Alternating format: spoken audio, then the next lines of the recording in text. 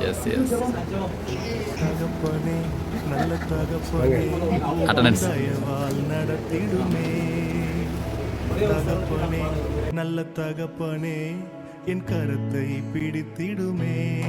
நன்மை செய்த இயேசுவுக்கே நன்றி சொல்லாமல் இருக்கவே முடியாது.